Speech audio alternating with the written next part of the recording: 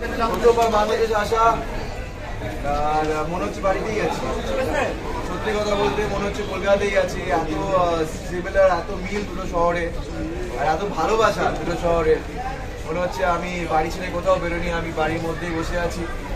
Thank you real energy studio, real productions for having me. Rida ভাইয়ের সাথে এখন দেখা হলো, আর আপনার সবার সাথে দেখা হলো।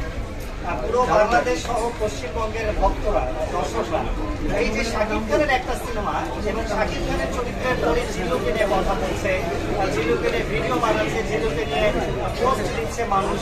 সিনেমায় যখন যুক্ত হন একটুও কি ধারণা ছিল যে এই চরিত্রটাকে এত ভালোবেসে দেখতে পারেন? একটু জানতে চাই সেই গল্পগুলো। ধারণা ছিল না, ধারণা ছিল, ভালোবাসা পাবো ইচ্ছে ছিল, চেষ্টা ছিল। তবে থ্যাংক ইউ হৃদয় ভাই অ্যান্ড সাকিব স্যার অবভিয়াসলি, যে ওটা এই স্বপ্নটা সত্যি হয়েছে।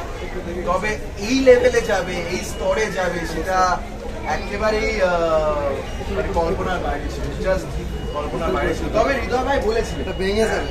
হৃদয় ভাই বলেছিলেন যখন আমরা শ্যুটটা করছিলাম, এই জিল্লু মাল দে, যখন আমরা গানের সিনটা, ক্লাইম্যাক্স সিনটা শুট করছি, হৃদয় ভাই আসে আমার পাশে আর এসে বলে কি, স্যার একটা কথা বলছি, এই সংলাপটা হিট হয়ে যাবে। বলছেন স্যার, আমি তখন বুঝিনি ব্যাপারটা, আমি বলছি ক্যারেক্টারটা হিট হয়ে যাবে। ওই জায়গাটা বলে এই যে বললে না, এই শাকিব স্যার বলে দিল না হিট হয়ে যাবে। সিরিয়াসলি তো থ্যাংক ইউ এত ভালোবাসা দেওয়ার জন্য, এই স্তরে নিয়ে যাওয়ার জন্য। আর খালি এখানে থামবো কেন, আরো এগিয়ে যাবো আমরা।